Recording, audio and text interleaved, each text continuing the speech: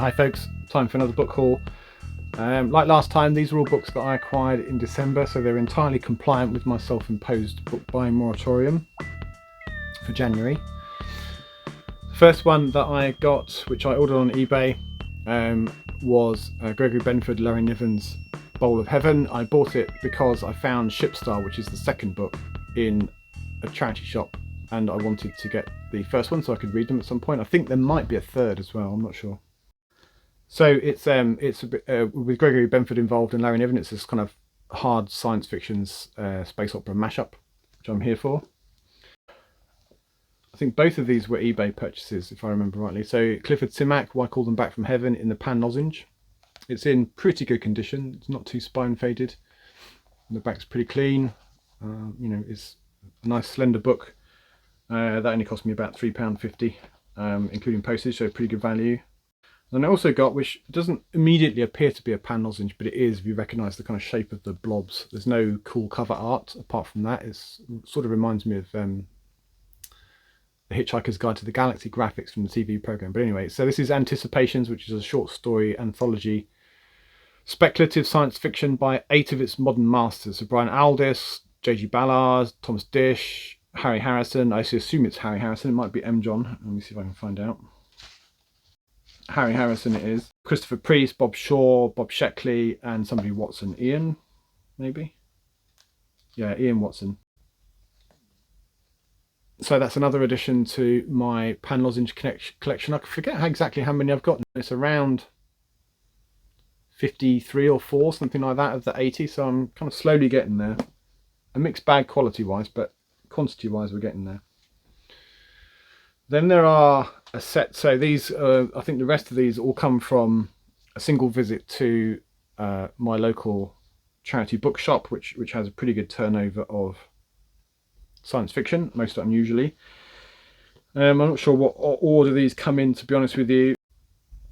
There were more than this on the shelves. I left the ones that were a bit tatty and just picked up the ones that were in pretty good condition.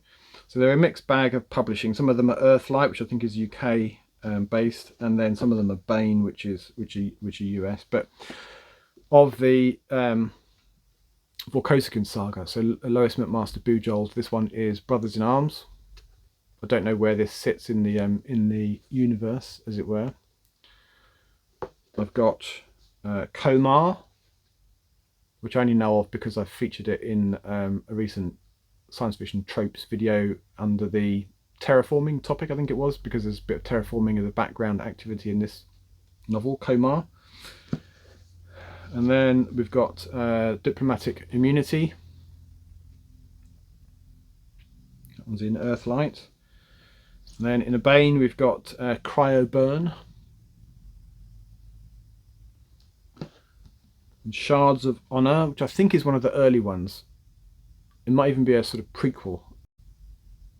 Yeah, so I think this is a Vorkosigan kind of origin story. So I think this is Cordelia, his mother, and Thingy Bob, who's his father, meet in a strange circumstance. I think she's shipwrecked or something on a planet, and he's meant to kind of arrest her or kill her, and they end up working together.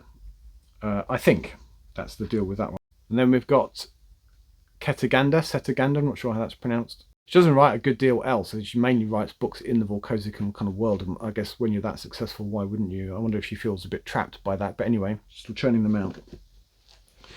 They have their fans, obviously, otherwise she wouldn't keep doing them. I would like to read some. Whether I'll get to read them all is another thing. What I haven't done yet is figure out if any of these are good entry points. So there they all are. If you're a Vorkosigan kind of aficionado, you can pause the video here and tell me which of those are a good place to start.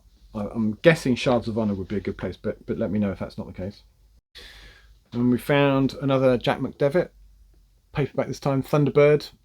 He's still the logical heir to Isaac Asimov and Arthur C. Clarke. It says that on the front of every Jack McDevitt book, as far as I can tell. I think it's a standalone book. Or single. I don't think it's part of one of his several series. It looks like it's. It looks like it kind of sits on its own. It looks like it doesn't fit into one of his other series, the Priscilla Hutchins or Alex Benedict, but I don't know. Thunderbird. A 10,000-year-old Stargate has been discovered on a Sioux reservation. Travel through the gate leads to 3 mysterious destinations: a seemingly empty garden world, a strange maze of underground passageways, and a space station with a view of the galaxy that appears to be the Milky Way. The race to explore and claim the Stargate quickly escalates. 2 opposing camps emerge, divided over whether the Stargate is an unprecedented opportunity for scientific research or a disastrous threat to national, if not planetary, security, especially since travel through the Stargate isn't necessarily only one way. So he gets lots of praise. I think it's like a science fiction thriller type thing, and I really must read one of his books. In fact, I've got the Hercules text on my TBR for this month, so that'd be my entry point. I think that was his first book.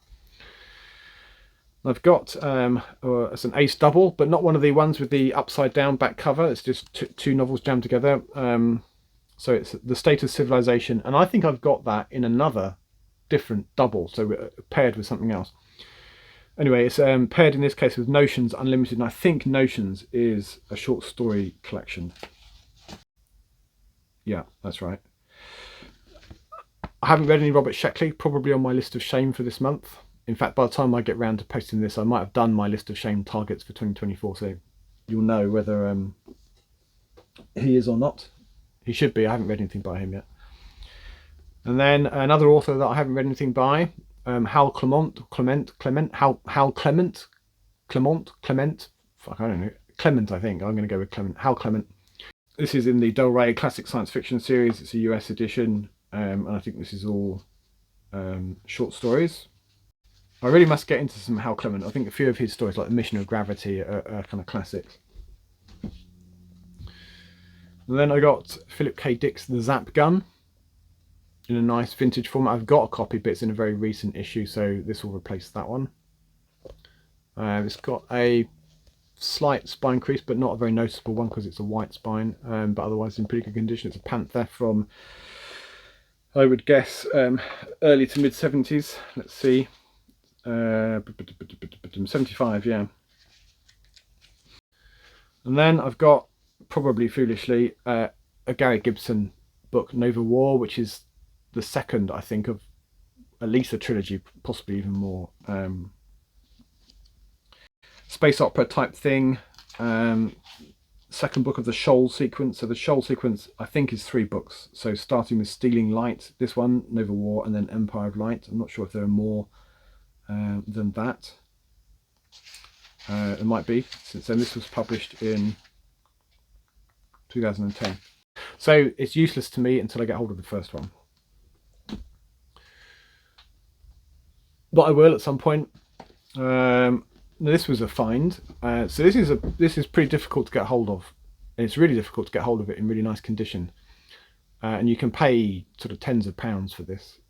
Harlan Ellison, Deathbird Stories. It's a short story collection, and it is in fabulous condition. It's got a couple of very minor chips, but the spine is generally pretty good. It's not faded. It's got the wraparound art in this case. It's a pretty reasonably thick book compared to some in the Pan Lozenge set. So I was really happy to find that. So I paid the princely sum of £1.99 for this. It would have been part of someone's sci-fi collection, and so it just goes to show they do turn up. You can find them. You don't have to pay tens of pounds. You just have to be patient and hope that they arrive in good condition, like this one. That said, I did a while back now find a Philip K. Dick, The Preserving Machine, which was in terrible state. But I did only pay £1 for it, but still, it is in a terrible state. So it just goes to show it entirely depends on who's had it and who's looked after it. And sadly, this is one of the Pan Lozenges that I don't have, Dream Snake. This isn't in the Pan Lozenge format, clearly, but same book. And I was happy to find this. Eventually, I'll want it in the Pan Lozenge format. But again, you can get these, but again, it's sort of £10-ish plus for a copy of this. This is in the Victor Golank's SF Classics. So not the Masterworks, but similar sort of idea. Dream Snake's a classic. From 1978, this edition from 1989, so this predates all of the Golank science fiction masterworks type stuff. And then I've got a Philip Jose Farmer, Dark is the Sun. I don't think this is part of the Riverworld saga. I don't think it's part of a series. I think it's standalone. So on a dying planet in the Far Distant Future, Dave of the Turtle Tribe. That's Dave spelt D-E-Y-V, not Dave like David.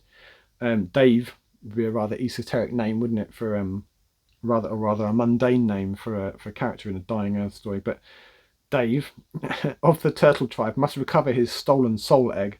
With his beautiful companion Varna and the plant man Sloosh, he trails the Yortie who stole it across a nightmare swamp jungle landscape, etc., etc., etc. So this is being compared to Jack Vance's Dying Earth. Never since Dying Earth has there been such a brilliant saga of Earth's end time. So this is set on Earth in the far future. It sounds more fantasy than science fiction.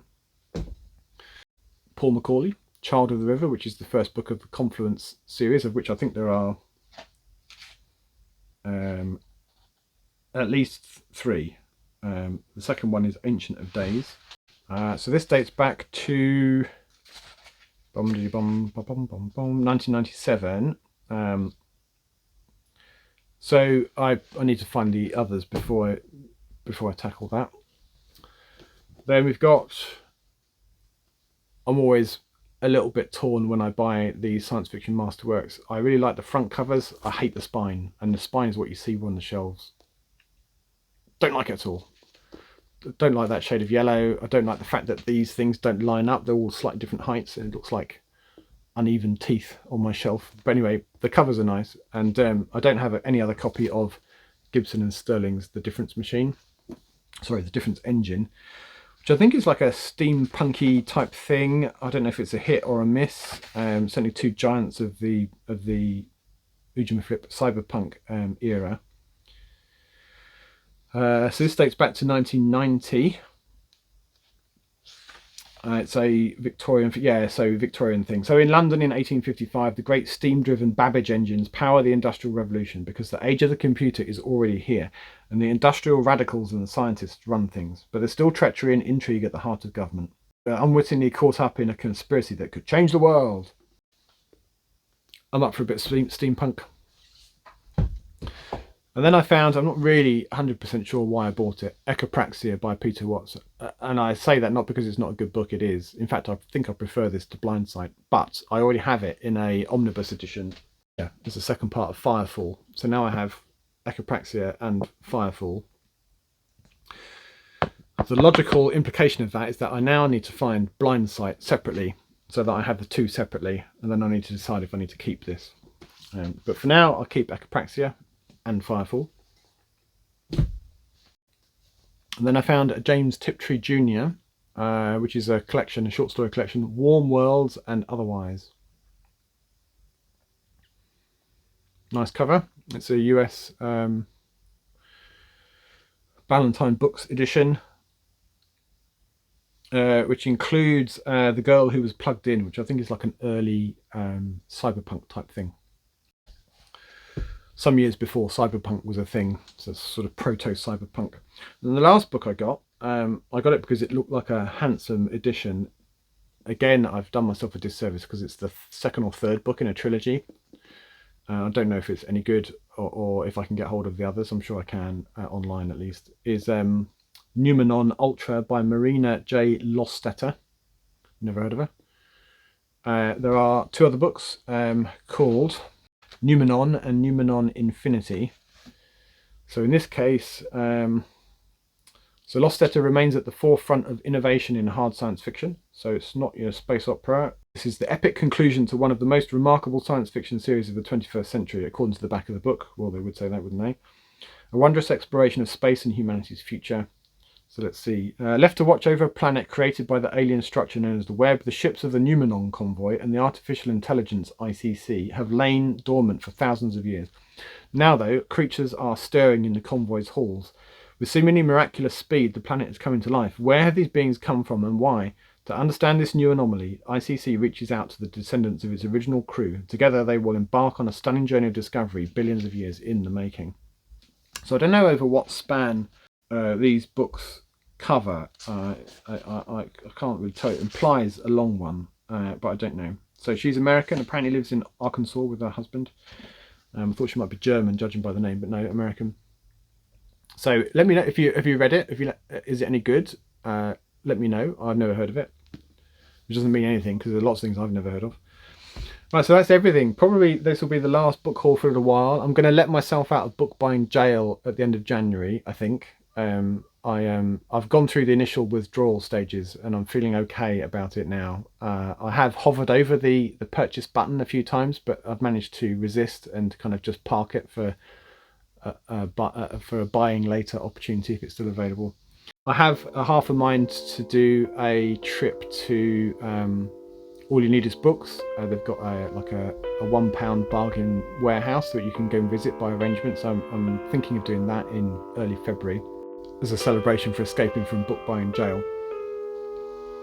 We shall see. That's half the plan anyway.